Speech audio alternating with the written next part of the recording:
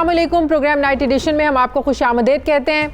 नाजरीन, पीडीएम की आला तरीन क़यादत का इजलास इस्लामाबाद में जारी है। इजलास के दौरान पीडीएम की क़यादत बिलावल भुट्टो ज़रदारी की तहरीक अदम एतमाद की तजवीज़ के साथ साथ लॉन्ग मार्च और इस्तीफ़ों के ऑप्शंस पर गौर कर रही है। ज़राए के मुताबिक इजलास के दौरान पीडीएम की क़यादत ने हुकूमत के ख़िलाफ़ लॉन्ग मार्च करने का फ़ैसला किया है। इस लॉन्ग मार्च को महंगाई मार्च का नाम दिया जाएगा। अब ये मार्च होगा कब? इस मार्च का रुख पिंडी की तरफ होगा या इस्लामाबाद की तरफ होगा? इन तमाम सवालों के जवाबात ज़ाहिर है पीडीएम के इजलास के बाद एक जो लाहे अमल मुरतब किया जाएगा उसके बाद मालूम होगा। एक तरफ पीडीएम की क़यादत हुकूमत के ख़िलाफ़ लॉन्ग मार्च करना चाहती है, तो दूसरी तरफ आज हमने देखा जो कुछ कौमी असम्बली के इजलास में हुआ, हुकूमत और अपोजिशन के अरकान की हंगामा आराई की नज़र आज का भी कौमी असम्बली का इजलास हो गया। हुकूमत और अपोजिशन के अरकान के दरमियान होने वाली लड़ाई ने ईवान को मछली मंडी में तब्दील कर दिया। ये वो इदारा है जिसके सुप्रीम रोल की हम बात करते हैं। ये वो इदारा है जिसने तमाम इदारों के रोल को बताना होता है, वज़ा करना होता है। लेकिन इस इदारे की अपनी कारकर्दगी क्या है? आप लोगों को वोट देकर जो यहाँ पर भेजते हैं, आप यहाँ बैठकर जो है वो पॉलिसीज़ मुल्क की बननी होती हैं। अब जैसे कल 5 फरवरी है, इस पर कोई करारदाद पेश होनी चाहिए थी, इस पर बात होनी चाहिए थी, लेकिन अपोजिशन और हुकूमत के जो लोग थे उनको एक दूसरे पर तनकीद के अलावा कुछ सूझा ही नहीं, जिसकी वजह से आज का जो सारा इजलास था हंगामा आराई की नज़र हो गया। एक तरफ हुकूमत और अपोजिशन एक दूसरे से लड़ने में मसरूफ़ रहे, हमने देखा, तो दूसरी तरफ आज सुप्रीम कोर्ट में बल्दियाती इंतखाबात से मुताल्लिक केस की समाअत हुई। दौरान समाअत जस्टिस काजी फायजीसा ने अपने रिमार्क्स में कहा कि हर मुखालिफ गद्दार और हुकूमती हिमायत करने वाला मुहब्बे वतन बताया जा रहा है। मुझे ये कहने में आर नहीं है कि मुल्क में जो मीडिया है ये भी आज़ाद नहीं है। मुल्क को मुनज़्ज़म तरीके से तबाह किया जा रहा है, क्योंकि जब मीडिया तबाह होता है तो मुल्क तबाह होता है। मीडिया पर पाबंदी लगाने वाले मुजरिम हैं, उनको जेल में होना चाहिए। हमारा आइन मीडिया की आज़ादी का ज़ामिन है। मीडिया को कंट्रोल करके अपनी तारीफ सुनकर खुश होते रहते हैं। अपनी तारीफ सुनकर खुश रहने होने वालों को माहिर नफ्सियात के पास जाना चाहिए। जस्टिस काजी फायजीसा ने अपने रिमार्क्स में ये भी कहा कि बल्दियाती हुकूमत को ख़त्म करके पंजाब हुकूमत ने आइन की वाज़ेह खिलाफ वर्जी की। ऐसे में तो अपनी मर्जी की हुकूमत जब तक नहीं आएगी आप हुकूमतों को ख़त्म करते रहेंगे। जमहूरियत खोई तो आधा मुल्क भी गया। क्या पंजाब का हाल मशरकी पाकिस्तान वाला करना है? पंजाब के अवाम को उनके हुकूक से महरूम कर दिया गया। फिर दौरान समाअत जस्टिस मकबूल बाकर ने अपने रिमार्क्स में कहा कि जजेस को ऐसी गुफ्तगू से एहतराज करना चाहिए, लेकिन क्या करें, मुल्क में आइडियल सूरत हाल नहीं है। कब तक खामोश रहें? खुद को ना सुधारा तो वक्त निकल जाएगा। लोग बद्दुआएं दे रहे हैं। अब सवाल ये है कि क्या ऑपोजिशन का लॉन्ग मार्च, जिसको अब ऑपोजिशन पीडीएम जो है वो महंगाई मार्च का नाम देने जा रही है, ये कामयाब होगा? सवाल ये भी अहम है कि हुकूमत की जो 26वीं तरमीम है, जो बिल पार्लियामेंट में पेश किया है, क्या हुकूमत ये 26वीं तरमीम पार्लियामेंट से मंजूर करवाने में कामयाब हो पाएगी? सवाल ये भी अहम है कि इस मुल्क में मीडिया की आज़ादी से आखिर खौफ ज़दा है कौन? इसी पर मैं बात करूँगी। मुझे ज्वाइन किया है पाकिस्तान तहरीक इंसाफ के रहनुमा हैं फ़ारूक हबीब साहब। अस्सलाम वालेकुम, बहुत बहुत शुक्रिया फ़ारूक हबीब साहब आपका। फ़ारूक हबीब साहब, पार्लियामेंट का इजलास हुआ, वही देखा हम लोगों ने, एक दूसरे पर लान तान, एक दूसरे पर तनकीद, गालम गलोच, इसके अलावा कोई हमने हेल्दी डिबेट नहीं देखी। जब से हम देख रहे हैं पार्लियामेंट का इजलास शुरू हुआ है, आईनी बिल पेश किया गया, कल भी यही हम लोगों ने माहौल कल भी देखा, आज उससे बढ़ गया। आज तो हाथापाई हंगामा आराई तक नौबत आ गई। बात यह है, ये वो इदारा है जिसको हम सुप्रीम इदारा कहते हैं। ये वो इदारा है जिसने तमाम इदारों के रोल को वज़ा करना होता है। लेकिन अरकान पार्लियामेंट जो हैं ये खुद ही इस इदारे की कारकर्दगी पर सवाल उठा रहे हैं। ये कैसा माहौल हो गया है पार्लियामेंट का?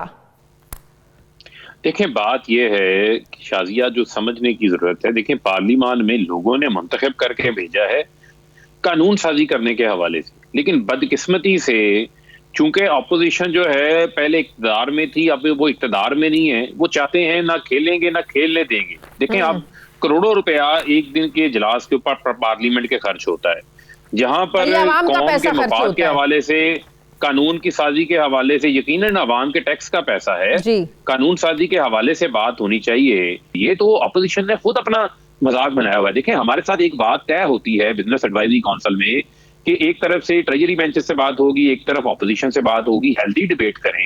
लेकिन हमने क्या देखा आज? हमने क्या देखा? सुन ले, फिर हमने आज क्या देखा? जब ये चीज डिसाइड होती है कि एक तरफ से स्पीच जो है वो अपोजिशन बेंचेस से होगी, एक तरफ हुकूमती बेंचेस से होगी, फिर हमने आज ये देखा कि वजीर खारजा शाह महमूद कुरैशी साहब बात करते हैं, वो कहते हैं मेरे बाद फवाद चौधरी बात करेंगे, फवाद चौधरी बात करते हैं, फिर कहते हैं कि अब असद उमर साहब बात करेंगे। भाई ये काम तो स्पीकर का है, उन्होंने कहना है, उन्होंने डिसाइड करना है। आप गुजारिश नहीं समझी। देखें, बात यह है, आप तस्वीर का एक रुख पेश कर रही हैं, दूसरा रुख मैं आपके सामने रखे देता हूं। जब ये चीज तय होती है, कल से ये डिबेट शुरू है, लेकिन कल से ही जो अपोजिशन है वो इस बात के ऊपर इमादा ही नहीं थी। आप देखें कि कल जब एहसन इकबाल साहब ने तकरीर की, उसके बाद मुराद सईद का नाम लिया, उन्होंने उठ के उनको जवाब दिया, लेकिन उस वक्त भी इन्होंने हंगामा बर्पा किया। आज भी जब ये तयशुदा था कि एक तरफ से इधर से तकरीर होगी, जब अपोजिशन तकरीर करती हम खामोशी से सुन रहे हैं, आप दिखा सकती हैं, लेकिन कल इन्होंने जब खुद अपनी तयशुदा माहिदे को, रूल्स को ब्रेक किया, तो फिर हम भी जो हैं वो इनकी ये बातें सुनने को तो नहीं आए हुए। फिर बात ये है कि अगर ये उसको रोंदेंगे अपने पांव तले, तो ये फिर इस तरह ब्लैकमेल करके तो पार्लियामान के एजेंडे को ड्राइव नहीं कर सकेंगे। पार्लियामान का एक एजेंडा होता है, जो तयशुदा एजेंडा होता है, उसके मुताबिक आज का एजेंडा क्या था? उसकी आज का एजेंडा क्या था? आप देखें, आज का एजेंडा जो है, जो आईनी तरमीम पेश की गई है, 26वीं तरमीम, वो था जिसको मिसाके जमहूरियत में खुद ये कहते रहे ओपन एंड ट्रेसेबल बैलेट होगा। आप इस बात को मद्देनजर रखें कि 23 शिक नंबर 23 में वादे लिखा हुआ है इन्होंने। फिर एहसन इकबाल साहब के बयानात देख लें, नवाज शरीफ के देख लें, ये तमाम ओपन एंड ट्रेसेबल बैलेट की हमायत करते रहे हैं। आज इनके पास वो सुनहरी मौका था कि इनके मौकफ को तकलीफ, अगर ये तरमीम की हमायत करते हैं, देखिए इसमें गलत क्या है। इंतखाबात में अगर हॉर्स ट्रेडिंग होती है, जो पैसा करोड़ों रुपया चलता है, अरबों रुपया चलता है, वो रुक जाता, तो उसके ऊपर क्या? देखें बात यह है शाजिया, जो ये बार बार एतमाद की बात करते हैं, उस एतमाद का मतलब है कि एनआरओ करो, इनके साथ डील करो। ये तमाम कौमी मफाद की चीजों को ये अपने जाती मफाद के साथ नथी करते हैं, ये इनकी हकीकत है। आपने फैटफ के अंदर वो देख चुकी हैं, वो 34 नुकाती एनआरओ की शिकें, वो हम नहीं लेकर आए थे, वो इन्हीं के फारूक चिनाइक लेकर आए थे, PMLN लेकर आई थी। ये है इनकी हकीकत, इसको खुदारा जो है वो समझने की जरूरत है। आज भी ये बुरी तरह एक्सपोज हुए हैं। इन्होंने एक बेहतरीन मौका था, जिस मौके के तहत ये अपने मौक़िफ़ को मजबूत कर सकते थे। इस पार्लियामान को जिम्मेदारी से चलाना हुकूमत का ज्यादा फर्ज है, आप लोगों को ज्यादा जिम्मेदारी निभानी चाहिए। लेकिन हम देखते हैं कि जिस तरीके से एक दूसरे पर जुमले कसे जाते हैं, जुमलेबाजी की जाती है, एक दूसरे पर गालम गलोच वाला माहौल बन जाता है। आप लोगों की ज्यादा जिम्मेदारी है, आप लोग हुकूमत में हैं, माहौल को ठीक रखना आप लोगों का काम है। देखें, बात यह है कि हम चाहते हैं कि पार्लियामान का इजलास जो है वो एक प्रोडक्टिव और एक मुस्बत बहस हो, लेकिन आप ये भी तो देखें ना, जो अपोजिशन डे 1 से, आप जिन्होंने वजीर आजम को जिस दिन वो इलेक्ट हुए हैं, इलेक्ट होने की पहली तकरीर उन्होंने वजीर आजम को नहीं करने दी। आप अंदाजा करें, देखिए कल 5 फरवरी है ना, सुन लें, कल 5 फरवरी है ना। एक मिनट, मैं आ रहा हूँ उस तरफ भी आ रहा हूँ। आप देखें कि ये इनका एक मुसलसल रवैया है। ये हमेशा बाइकआउट करते रहे अपने प्रोडक्शन ऑर्डर्स के लिए, ये बाइकआउट करते रहे ब्लैकमेलिंग के लिए, ये बाइकआउट करते रहे शहबाज शरीफ को चेयरमैन अकाउंट्स कमेटी बनाने के लिए, पब्लिक अकाउंट्स कमेटी बनाने के लिए। उसके बाद वो खुद रिजाइन देके चले गए। आप अंदाजा करें ना, इनकी तमाम तर जितनी हिकमत अमली होती है वो इनकी जात के। देखिए कल 5 फरवरी है, हुकूमत को एजेंडे में रखना नहीं चाहिए था। एक मुश्तरका मैसेज जाता हुकूमत और ऑपोजिशन की तरफ से। देखें बात ये है, जहां तक रहा कश्मीर के इशू के हवाले से मामला, तो कश्मीर के ऊपर तो मैं समझता हूं कोई दो राय है ही नहीं है। और कल तो वजीर आजम इमरान खान साहब खुद आजाद कश्मीर जा रहे हैं, कोटली में जा रहे हैं, वहां पर लाखों लोगों के साथ पार्लियामेंट में इस माहौल को दिखाकर क्या मैसेज दे रहे हैं? यकजहती करेंगे। देखिए पार्लियामान में तो मैं समझता हूं कि ये ट्रेजरी की भी उतनी जिम्मेदारी है, उतनी ही अपोजिशन बेंचेस की जिम्मेदारी है। और आप देखें कि अपोजिशन भी एक बड़ी तादाद के अंदर मौजूद है, और जब वो ये रवैया इख्तियार करेंगे, पार्लियामान के अंदर सीटियां बजाएंगे, पार्लियामान के लोग जो स्पीकर जो है कस्टोडियन ऑफ द हाउस होता है, मुंतखब शुदा होता है, इसी पार्लियामान के लोगों से वोट लेकर आता है, उस पर हमला कर दें, इससे बड़ी और क्या बात होगी? उसके ऊपर बजाय इनको माजरत करने के ऊपर ये फिर भड़के लगा रहे थे, वहां पर माहौल को मजीद खराब कर रहे थे। और देखें, बात बात के ऊपर जो है कोशिश करते हैं कि पार्लियामान का निजाम आगे ना चले, तो ये फिर किस मुंह से अवामी मफाद की बात करते हैं, फिर ये किस नजरिए से कानून साजी की बात करते हैं। पीडीएम का इजलास हो रहा है, कहा जा रहा है कि पीडीएम लॉन्ग मार्च के ऑप्शन की तरफ गौर कर रही है। अभी जाहिर है उनका इजलास खत्म होगा, मीडिया टॉक होगी, सब चीजें सामने आ जाएंगी। अगर लॉन्ग मार्च की तरफ बढ़ते हैं, इस्लामाबाद आकर बैठ जाते हैं, कैसे निपटेंगे आप लोग? देखिए शाजिया, इनकी जो कोलो फेल है उसके ऊपर अब किसी को कोई एतमाद नहीं है। आप देखें ना, अब तक तो इनकी डेडलाइंस के मुताबिक हुकूमत खत्म हो चुकी होनी चाहिए थी। अब तक तो जो है वो इस्तीफे देकर इन्होंने तो हुकूमत का खात्मा कर देना था। आज ये ज़िमनी इंतखाबात का भी हिस्सा बन रहे हैं, आज ये सेनेट का भी बन रहे हैं, आगे बल्दियाती इलेक्शन का भी शेड्यूल आ गया 20 जुलाई का, वो भी सुप्रीम कोर्ट के अंदर जमा हो गया है। तो मुझे बताएं काहे की इनकी तहरीक है? ये तहरीक सिर्फ जाती मफाद और एनआरओ के लिए है। आप देखें ना, इनको अदम एतमाद की बात करते हैं, अदम एतमाद के ऊपर तो इनको खुद कोई एतमाद नहीं है। आज मुझे बताएं ना, इतना लंबा इजलास क्यों चल रहा है? क्योंकि चोरों की यूनियन में खुद इतफाक नहीं है। आप देखें, हो सके पता चले कि बाद में पता चले कि अंदर आपस में लड़ पड़े हैं, 2-4 के कपड़े फट गए हैं, जिस किस्म के इनके हालात हुए हैं, एक दूसरे के खिलाफ आस्तीनें चढ़ाई हुई हैं। मरियम अपने छोटे भाई बिलावल को कह रही हैं कि मुझे नंबर दिखाओ, फिर मैं तुम्हारी बात के ऊपर एतमाद करूंगी, वरना मुझे अदम एतमाद की तहरीक के ऊपर ये एतमाद नहीं है। पार्टी तो वजीर आला पंजाब, वहां भी तहरीक अदम एतमाद की बात कर रही है, वजीर आजम की तहरीक अदम एतमाद की बात कर रही है, स्पीकर की तहरीक अदम एतमाद की बात कर रही है। वो तो तजावीज़ दे रहे हैं, लेकिन इस्तीफों के ऑप्शन की तरफ जाना चाहते हैं मौलाना साहब, और लॉन्ग मार्च की तरफ जाना चाहते हैं नून लीग। बहरहाल फैसला हो जाएगा। देखें, ये तो मिक्स 4 पार्टियां हैं ना, तो फिर इस किस्म की बातें आपके सामने आएंगी ना। बहुत बहुत शुक्रिया। एजेंडा तो कोई एक नहीं है। बिल्कुल सही। बहुत बहुत मेरे साथ फरूक हबीब तहरीक इंसाफ के रहनुमा मेरे साथ थे। मुझे प्रोग्राम में एक ब्रेक लेनी, वापस आते एक छोटे से वक्त के बाद।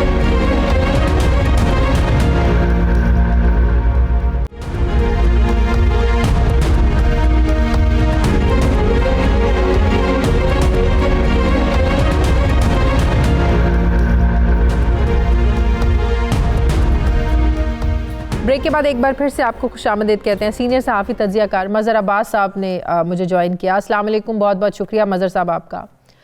मज़हर साहब, आज पार्लियामेंट के इजलास में जो कुछ हुआ, कौमी असम्बली के इजलास में जो कुछ हुआ, जिस तरीके से एक दूसरे को हंगामा आराई हमने देखी, तनकीद हुई, गालम गलोच का माहौल देखा, वो ज़बान में दोहराना नहीं चाहती, बताना नहीं चाहती कि क्या क्या कहा गया। जमहूरियत बदनाम नहीं हो रही? जी बिल्कुल, शुक्रिया शादिया। देखिए, बहुत ही अफसोसनाक है जो भी जिस तरह की, खैर ज़बान तो हमारी यहाँ माशाल्लाह पिछले चंद सालों में बहुत ही ज़्यादा ख़राब हुई है। जो सियासतदानों ने एक दूसरे पे जिस तरह की ज़बान इस्तेमाल की है, जिस तरह के रिमार्क्स इस्तेमाल करने लगे हैं, वो इससे पहले हमने माजी में देखा है, लेकिन उस तरीके से नहीं देखा जिस तरीके से अब एक मुसलसल, और कोई भी पार्टी अपने लोगों को रोकती नहीं है। सबसे जो इसका अफसोसनाक पहलू है वो ये है कि वो अलाउ करते हैं, बल्कि खुश होते हैं अगर उनके जो अगर अरकान हैं वो ज़्यादा बढ़ चढ़ के ज़्यादा बदतमीज़ी करें, ज़्यादा ख़राब ज़बान इस्तेमाल करें, तो उनकी ज़्यादा तारीफ़ की जाती है। इससे ओवरऑल सिर्फ यही नहीं कि डेमोक्रेसी को नुकसान पहुँच रहा है, इससे माशरे को नुकसान पहुँच रहा है। इससे सियासतदानों का जो है वो जिस तरीके से उनके बारे में अब लोगों की राय बनती जा रही है, ये उनको सोचने की ज़रूरत है कि इस तरीके से चीज़ें जो हैं वो कभी भी बहुत अरसे तक नहीं चल सकती हैं। तो मेरा ख्याल है कि अगर अभी भी हमने नहीं सीखा तो फिर जाहिर है जिस तरीके से क्या अपोजिशन का रवैया ठीक है? जो आईनी तरमीमी बिल पेश किया गया दोहरी शहरियत के हवाले से, इलेक्शन लड़ने के हवाले से, फिर senate election show off hand के जरिए करवाने से, क्या ये रवैया दुरुस्त है? टीवी टॉक शोज में आकर बात करते हैं साफ शफाफ इंतखाबात की, और जब उस आईनी तरमीम की बात आती है, कवानीन को बदलने की बात आती है, तो फिर हमें ये रवैया देखने में मिलता है। देखिए, एक तो ये चीज़ है, दूसरे ये कि क्या आईनी तरमीम इस तरह पेश की जाती है? क्या इस तरीके से आप चंद हफ्ते पहले आईनी तरमीम लाके इतनी पहली चीज़ ये कि इतनी जल्दी क्या थी, दूसरी बात यह कि इतनी ताखीर से क्यों लेकर आए? अगर वाकई तहरीक इंसाफ की गवर्नमेंट साफ और शफाफ इलेक्शंस करवाना चाहती थी, हाँ। तो उनके पास तो एक तजुर्बा था कि 2013 के इलेक्शन में जब उनके 20 अरकान ने जो है इस तरह 2017 में ज़मीर बेच 2017 में सॉरी बेचे थे, तो उसके फौरन बाद तहरीक इंसाफ को ये अमेंडमेंट लानी चाहिए थी। तो आपका मतलब है उन्होंने लेट कर दिया। तासुर ये जा रहा है कि इन्हें खौफ है कि दोबारा ऐसा ना हो जाए, तो ये शो ऑफ हैंड के जरिए करवाना चाहते हैं। देखिए, तो तासुर यही है कि आपको उस वक्त ख्याल करना चाहिए था। फिर जब चेयरमैन सेनेट के खिलाफ वोट ऑफ नो कॉन्फिडेंस में जो कुछ हुआ, उसके बाद ऑपोजिशन को भी सोचना चाहिए था कि ये चीज दुरुस्त है। तो दोनों तरफ से लगता यही है कि दोनों तरफ से सिर्फ पॉइंट स्कोरिंग वाला सिलसिला रहा, वरना अभी भी जब ये इन्होंने मूव करने का सोचा था तहरीक इंसाफ की गवर्नमेंट में, तो सेनेट की एक मिसाल हमारे सामने है कि चेयरमैन जो सेनेट ऑफ द होल है, उसने वो सारी रिकमेंडेशंस बनाई हैं जिसमें ओपन बैलेट की हिमायत की गई और यूनानिमसली। लेकिन उसमें फर्क इस आपको भी याद होगा चौधरी सरवर जब 2017 में सेनेटर जब मुंतखब हुए तो बड़ा एक सरप्राइज था, आपको भी पता है नून लीग की हुकूमत थी, तो ये तो बेनिफिशरी रहे हैं, तो इनके तो ज्यादा हक में जाती है ये बात। तो इसके बावजूद अगर ये ओपन बैलेट से करना चाह रहे हैं, देखिए जी शादिया, चीज ये कि तरीक़ेकार इनकी, देखिए इनको अगर मुझे पता हो कि ये अमेंडमेंट पिट जाएगी, तो पहली चीज ये कि मुझे माहौल ऐसा बनाना चाहिए। दूसरी बात ये कि इतनी जल्दी, फर्ज करें इस सेनेट के इलेक्शन में वही हो जो पहले होता रहा है, तो उसके बाद गवर्नमेंट तो नहीं खत्म हो जाएगी, उसके बाद बैठ जाएं, क्योंकि ये तो आपने सिर्फ एक इलेक्शन के लिए तो नहीं बनानी तरमीम। बिल्कुल। अब इसके अंदर जो शाहिद खाकान अब्बासी साहब ने पॉइंट रेज किया वो भी अहम है कि जी सेनेटर्स के इलेक्शन के लिए तो ओपन बैलेट, लेकिन चेयरमैन सेनेट के लिए फिर सीक्रेट बैलेट क्यों? तो वहां तजाद नहीं है कि वहां शफाफियत आप नहीं चाह रहे क्या? बिल्कुल, मेरा ख्याल है तो ये तो फिर बैठ के मुज़ाकरात के जरिए ऑपोजिशन अपने कंसर्न्स हुकूमत को बताए, हुकूमत अपने कंसर्न्स ऑपोजिशन को बताए। ये तो जब तक बैठकर बात नहीं होगी तो ये मसाइल हल नहीं होंगे। शादिया, ऑलरेडी जो रज़ा रब्बानी साहब ने ये अभी वो सुप्रीम कोर्ट में भी इसी वजह से गए हैं, यही कि चेयरमैन वो सेनेट ऑफ द होल जो थी जिसमें सारी जमातें मौजूद हैं, उन्होंने जो मुत्तफ़िक़ा इसी हवाले से, यानी कोई और चीज़ नहीं है, वो एग्जैक्टली यही चीज़ है, लेकिन उसमें सिर्फ फ़र्क ये कि उसमें मुतनासिब नुमाइंदगी का ख्याल रखा गया है कि प्रायोरिटी नंबर 1 प्रायोरिटी, तो उसको क्यों नहीं अडॉप्ट किया गवर्नमेंट ने? बिल्कुल उसको क्यों नहीं माना? आज राजा परवेज अशरफ ने कहा ये जो डेस्क बजा रहे हैं ये एक्चुअली वोट हम ही देना चाहते हैं, डेस्क इस खौफ से बजा रहे हैं कि जाहिर है पता ना चल जाए। मतलब कि पाकिस्तान पीपल्स पार्टी को बड़ा, आपको भी याद होगा 2 दिन पहले प्रेस कॉन्फ्रेंस में ये कहा गया इनकी तरफ से कि तहरीक इंसाफ के बहुत लोग हैं जो इनसे राब्ते में हैं, जो इनको ही वोट देंगे। तो ये बड़ी अलार्मिंग सिचुएशन है कि पैसा चलेगा, हॉर्स ट्रेडिंग होगी। देखिए वो तो अगर आप ओपन करेंगे उसमें कम हो जाएगा किसी हद तक, लेकिन चलेगा। लेकिन असल चीज़ ये है कि क्या अमेंडमेंट लाने में कोई सिंसेरिटी लाहक थी? अगर थी तो इसको बहुत पहले लाना चाहिए था।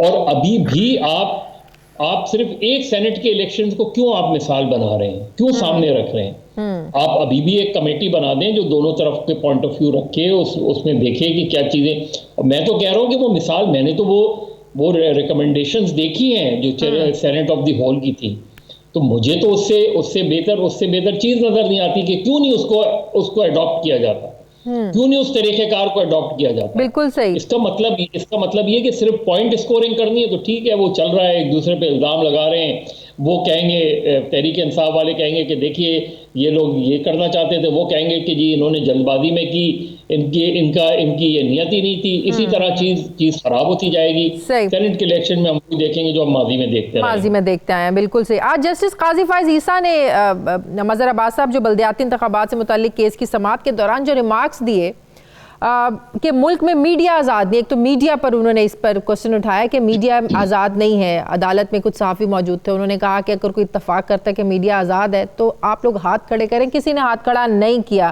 फिर उन्होंने कहा मुल्क को मुनज़्ज़म तरीके से तबाह किया जा रहा है। तो इन रिमार्क्स से आपको लगता है कि वाकई मुल्क में यही पिक्चर है जो आज दिखाई गई अदालत में? मीडिया तो आज़ाद नहीं है। जिन चीज़ों पे जिन चीज़ों को वो समझते हैं जाने दें, वो जाने देते हैं। जिन चीज़ों को वो समझते हैं नहीं जाना चाहिए, वो रोक लेते हैं। और सिर्फ रोकते ही नहीं है, जिस तरह के पिछले 2-2.5 सालों में, सिर्फ इसी गवर्नमेंट में नहीं, पिछली गवर्नमेंट में भी जिस तरह की रेगुलेशंस के नाम पे रिस्ट्रिक्शंस लगाने की कोशिश की जा रही है, जिस तरीके से सोशल मीडिया एक्टिविस्ट और जर्नलिस्टों को उठाया जाता है, लापता किया जाता है, तो ये एक आज़ाद मीडिया का तो तस्वुर नहीं है। और उनमें से किसी की प्रॉपर इंक्वायरी नहीं होती, किसी को पकड़ा नहीं जाता, किसी को सजा नहीं दी जाती। तो एक खौफ पे मीडिया काम कर रहा है। दूसरी बात, बल्दियाती इलेक्शन मुझे बताएं कि पंजाब में एक इलेक्टेड लोकल बॉडीज गवर्नमेंट को आपने 1.5-2 साल पहले फारिग कर दिया, उसकी कोई जस्टिफिकेशन नहीं थी। फिर उसके बाद आपने पिछले 1-1.5 साल से जो है वो इसी तरीके से चला रहे हैं, इलेक्शन नहीं करा रहे। ये इलेक्शन सुप्रीम कोर्ट में जाना ही नहीं चाहिए, मर्दमशुमारी नहीं जानी चाहिए, चली जाती है क्योंकि हम अपनी जिम्मेदारी नहीं पूरी करते। बल्दियाती इलेक्शन गवर्नमेंट का काम है, प्रोविंशियल गवर्नमेंट का काम है, नहीं करती, वो काम भी सुप्रीम कोर्ट करे। तो हर काम सुप्रीम कोर्ट के सुपुर्द करके मेरा ख्याल है ये क्रिमिनल नेग्लिजेंस है गवर्नमेंट्स की, प्रोविंशियल गवर्नमेंट की भी और फेडरल गवर्नमेंट की भी। मर्दमशुमारी का मसला, सीसीआई की मीटिंग बारहा हमेशा जो है वो पोस्टपोन कर दी जाती है। भाई तय करें जो भी आपने करना है, कॉन्स्टिट्यूशनल ऑब्लिगेशन है कि हर आपको क्वार्टरली ये बुलानी पड़ेगी। सीसीआई की मीटिंग नहीं बुलाई जाती, अभी भी थी। इस पर भी सवाल हुआ कि मुश्तरका मफादात काउंसिल का इजलास बुलाया, अटॉर्नी जनरल जवाब दिया बुलाना था, किसी वजह से बुला नहीं सके। मतलब कि अब देखें ना, मतलब किसी वजह, आप मुझे बताएं कि जब वो इजलास होना था, मुझे कोई एक रीजन बता दें, अटॉर्नी जनरल भी बता दें, लॉ मिनिस्टर भी बता दें, फेडरल गवर्नमेंट बताए किस वजह से नहीं हुआ। बिल्कुल सही का इजलास, बिल्कुल सही। एक आईनी रिक्वायरमेंट है, उसको ही पूरा नहीं किया जाता। तो फिर किस चीज की गवर्नमेंट है, किस चीज की गवर्नमेंट ये चल रही है? ठीक है, ये तो हो गया गवर्नमेंट का रोल, बिल्कुल ठीक है। ऑपोजिशन का जो रवैया, ऑपोजिशन जो कर रही है, तहरीक अदम एतमाद पाकिस्तान पीपल्स पार्टी लेके आना चाहती है, मौलाना इस्तीफे देना चाहते हैं, नून लीग लॉन्ग मार्च करना चाहती है, आज सर जोड़कर सब लोग बैठे हुए हैं। तो ये क्या सही रास्ते पर चल रहे हैं? क्या ये अवाम के लिए तहरीक चला रहे हैं? बिल्कुल भी नहीं सही रास्ते पे चल रहे। ऑपोजिशन का कोई नैरेटिव नहीं है। देखिए, ये इस गवर्नमेंट को इस तरीके से ओवरथ्रो करने की कोई जस्टिफिकेशन नहीं है। बिल्कुल सही। आपको 5 साल एक गवर्नमेंट को मिले हैं, उससे 5 साल पूरा करने दें। आप उनको जिस तरह ऑपोजिशन क्रिटिसाइज करती है, चीज़ों पे इश्यूज को उठाती है, महंगाई का इशू है, बेरोजगारी का इशू और बेशुमार, चाहे कोई स्कैंडल्स हैं, कोई करप्शन के केसेस स्कैंडल्स हैं, उनको लेकर आए सामने, हाईलाइट करें, अपनी पार्टियों को डिसिप्लिन करें, ज़्यादा ऑर्गेनाइज करें अगले इलेक्शन के लिए। ये तो है। या फिर आप, अगर आप समझते हैं वोट ऑफ नो कॉन्फिडेंस आप ला सकते हैं, आपको पता ही नहीं ला सकते। बिल्कुल जिस तरह इन्हें पता था कि कॉन्स्टिट्यूशनल अमेंडमेंट नहीं कैरी हो सकती, इस तरह ऑपोजिशन को भी पता है वोट ऑफ नो कॉन्फिडेंस नहीं कैरी हो सकता। कम से कम लीगल तरीके से नहीं हो सकता। बिल्कुल सही, बहुत सही, बहुत दिया सीनियर सहाफी तज्जियाकार मजहर अब्बास साहब मेरे साथ हैं। नाज़रीन, मुझे प्रोग्राम में एक ब्रेक लेनी है, वापस आते हैं एक छोटे से वक्त के बाद।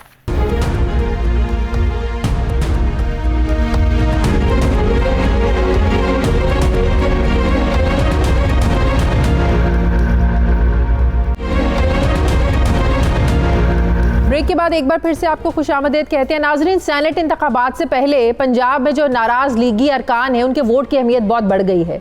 अब सवाल ये है कि जो नाराज़ लीगी अरकान असम्बली हैं, ये सेनेट इलेक्शन में मुस्लिम लीग नून के उम्मीदवारों को वोट देंगे या फिर तहरीक इंसाफ के उम्मीदवारों को ये वोट देंगे?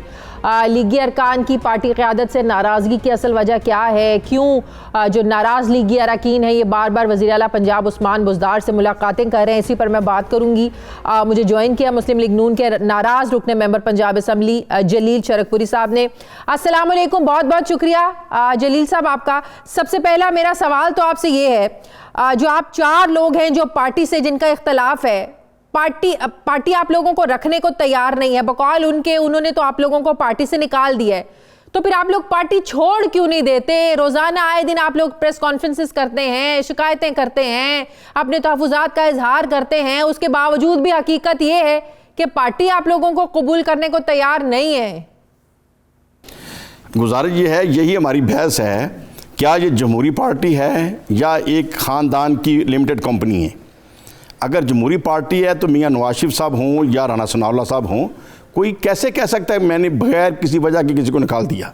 हाँ। अगर निकालने का नोटिस है, मुझे नोटिस आया था शुरू में, मैंने उसका जवाब दे दिया था। हाँ। अच्छा, मेरे उस जवाब से वो सेटिस्फाइड थी कमेटी, मैं उनके सामने पेश हुआ था। उस वक्त अता तारड़ साहब बैठे थे कमेटी में, राणा इकबाल साहब बैठे थे, इकबाल गुजर साहब बैठे थे, ये 3 सीनियर्स की कमेटी थी। तो मैं उनके पास पेश हुआ था, मैंने अपना आर्गूमेंट दिया था और मेरे आर्गूमेंट से वो सेटिस्फाइड हो गए थे। अच्छा। उन्होंने ये कहा अच्छा चलो आप पहले मिले हैं तो दोबारा ना मिलिएगा। मैंने कहा जी मैं ये प्रॉमिस नहीं करूँगा, अगर मुझे कोई ज़रूरत होगी अपने हलके के लिए, अपने किसी इशू के लिए, तो ज़ाहिर है चीफ मिनिस्टर जो भी है फिर उसको मिलना है। तो ये तो हम नाराज़ होकर नहीं बैठ सकते कि चीफ मिनिस्टर हमारा मुखालिफ है तो हमने मिलना नहीं है उसको। हाँ। तो फिर कहने लगे कि फिर तो सारे लोग मिलेंगे। तो मैंने कहा मिले सारे लोग, क्यों आप नहीं मिलने देते? हाँ। जो मुस्लिम लीग का है, जो पीपल्स पार्टी का है, वो अपनी पार्टी के साथ है। और चीफ मिनिस्टर जो भी हो, अगर किसी एमपीए को, एमएनए को चीफ मिनिस्टर से काम है, प्राइम मिनिस्टर से काम है, आप क्यों पाबंदी लगाते हैं?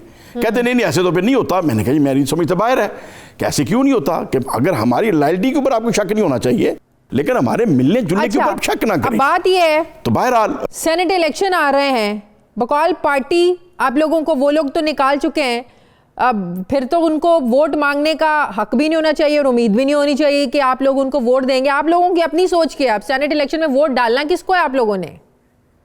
देखिए, मैं तो देखूंगा कि मेरे इलाके के लिए, मेरे ज़िले के लिए, या हमारी आवाज़ को सेनेट के अंदर बेहतर पहुंचाने के लिए कौन मुझे अट्रैक्ट करता है, जिसको मैं समझूंगा कि ये ज़्यादा बेहतर सेनेट में हमारे लिए रोल अदा कर सकता है, हमारे विजन के मुताबिक हमारे इलाके के लिए रोल अदा कर सकता है। मतलब ये भी आपने विजन के मुताबिक फैसला करना है, फिर जो पार्टी का डिसिप्लिन है, क्योंकि आप कह रहे हैं अभी तक आप तो पार्टी का हिस्सा ही हैं, आप लोग तो क्लैरिफिकेशन भी दे चुके हैं, तो पार्टी डिसिप्लिन पर नहीं जाएंगे, आप अपने विजन के मुताबिक जो है ना वो फैसला करेंगे कि कौन बेहतर हो सकता है। पार्टी हो सकता है कुछ ऐसे बंदों को खड़ा करे जो मुझे बहुत ज़्यादा पसंद हो, और हो सकता है मैं मुस्लिम लीग के विजन के मुताबिक वोट दे दूं, लेकिन तो इसका मतलब ये है कि ये भी मुमकिन है कि अपने मुखालिफ उम्मीदवार को वोट दें और किसी दूसरी पार्टी के उम्मीदवार को आप वोट दें, ये भी पॉसिबिलिटी है, ये कह रहे हैं आप? बिल्कुल पॉसिबिलिटी है। अच्छा। मतलब कि इसमें तो कोई दो राय नहीं है, और मैं फिर बल्कि इस चीज़ का भी मैं हामी हूं कि ओपन वोट होना चाहिए। हाँ। जो बंदे एमपीए और एमएनए के तौर पे हजारों या लाखों बंदों का वोट लेके बैठते हैं, वो अपनी राय क्यों छुपाते हैं? बुज़दार साहब से ये 4 लोग हैं, इन बार बार जाके मिलते हैं, क्या इंप्रेस हैं? बुज़दार साहब बड़ा अच्छा काम कर रहे हैं, पंजाब की गवर्नेंस बड़े अच्छे तरीके से चला रहे हैं, क्या आप लोगों को ये लगता है कि बुज़दार साहब बड़े अच्छे तरीके से उन्होंने पंजाब को हैंडल किया हुआ है, ज़बरदस्त चला रहे हैं पंजाब को? देखें, वो एक अलग सवाल है, वो तो फिर जिन लोगों ने उन्हें वोट दिया है, जिन लोगों ने खान साहब को वोट दिया है, इसके लिए तो वो सोचें। हमने तो ना खान साहब को वोट दिया है, ना ही बुज़दार साहब को वोट दिया है, लेकिन आज वो अक्सरियत उनके साथ है। जब अक्सरियत उनके साथ है तो क्या अगर उनसे सिस्टम बेहतर नहीं हो रहा, हाँ। तो हमारे ये टांगे खींचने से, जुलूस निकालने से, धरने देने से सिस्टम ठीक हो जाएगा? तब तो आप समझते हैं पीडीएम की जो तहरीक है ये अवाम के लिए नहीं है? मुझे यही इख्तलाफ है, पीडीएम की जो तहरीक है ये अवाम के लिए नहीं है, ना ही पाकिस्तान के लिए है, चंद अफराद के लिए है। अच्छा। तो ये ऐसा नहीं होना चाहिए। मियां नवाज शरीफ साहब के खिलाफ अगर कोई केसेस हैं, मे भी वो केसेस सारे झूठे हों, तो मियां साहब फेस करें अच्छे तरीके से, भागने वाली कौन सी बात है? और जरदारी साहब के खिलाफ अगर केस हैं तो फेस करें, अदालतों में साबित करें, और बिल फर्द मियां साहब से कोई गलती हुई है पहले तो सजा बर्दाश्त कर लें। क्या किसी आम बंदे को सजा नहीं होती? कौन सी बड़ी बात है? आप कह रहे हैं कि 5 साल पूरे करने चाहिए हुकूमत को, लेकिन पीटीआई के तो अपने भी तो कुछ लोग नाराज हैं ना। वोट को इज्जत दो का नारा हमारा नारा है, जबकि मेरा तो 2002 से यही नारा है कि जिसको अक्सरियत मिल जाए उसको वोट देना चाहिए, और मियां नवाज शरीफ साहब जानते हैं। अच्छा। मियां नवाज शरीफ साहब ने खुद ये नारा अभी लगाया चंद साल पहले। मैंने 2002 से ये नारा लगाया था कि उस वक्त भी जब हमने वोट दिया मियां नवाज शरीफ साहब के हुक्म के ऊपर मौलाना फजल रहमान साहब को, लेकिन जमाली साहब प्राइम मिनिस्टर बन गए, तो मैंने जद्दे जाके मियां साहब को हाथ जोड़ के कहा, मियां साहब आज जमाली साहब प्राइम मिनिस्टर ऑफ पाकिस्तान है, हमने नहीं वोट दिया, वो बन गए हैं, तो अभी उन्हें चलने दिया जाए, वो काम करें अपने विजन के मुताबिक। आप कह रहे हैं कि इस हुकूमत को चलने देना चाहिए, ये तहरीक भी अवाम के लिए नहीं चला रही है पीडीएम। बहुत बहुत शुक्रिया मुस्लिम लीग नून के नाराज रुकने असम्बली जलील चरकपुरी साहब मेरे साथ थे। मुझे प्रोग्राम में एक ब्रेक लेनी है, वापस आते हैं एक छोटे से वक्फे के बाद।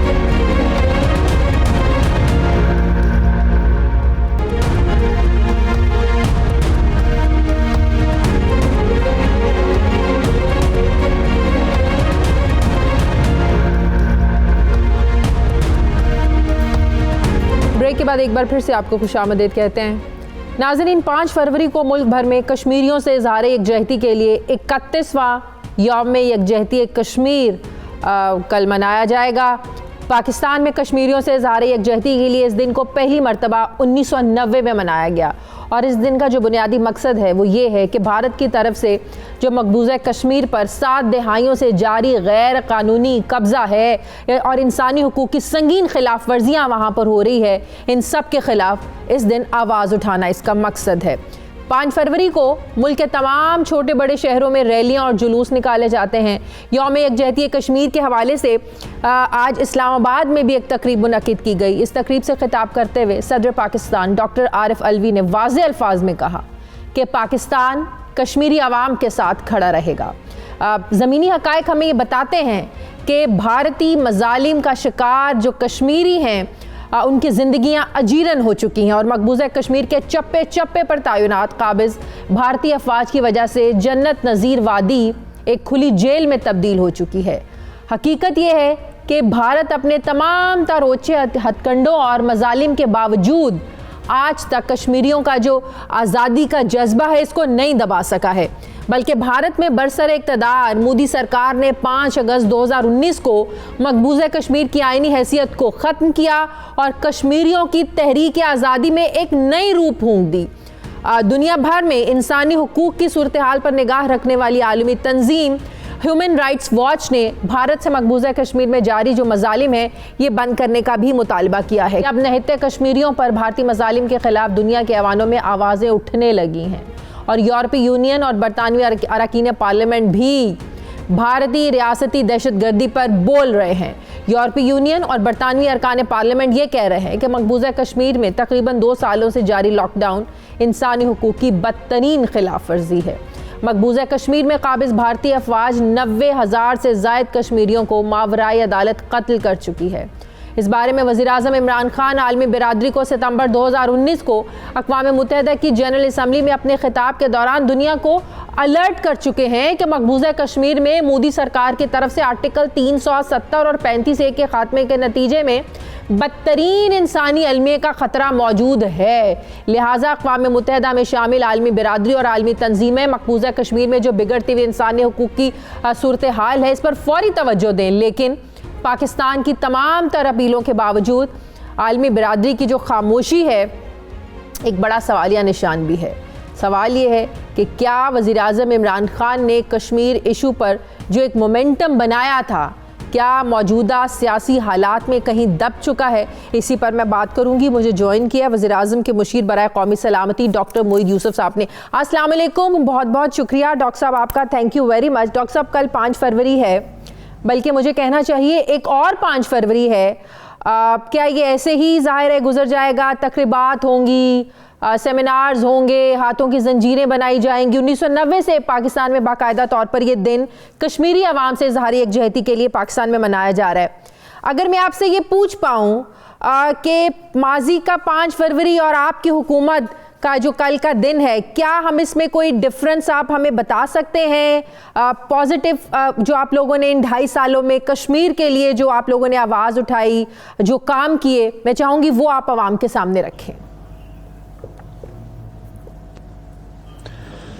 शायद शुक्रिया। देखिए, मैं आपको 2 बातें कहूँगा इसमें।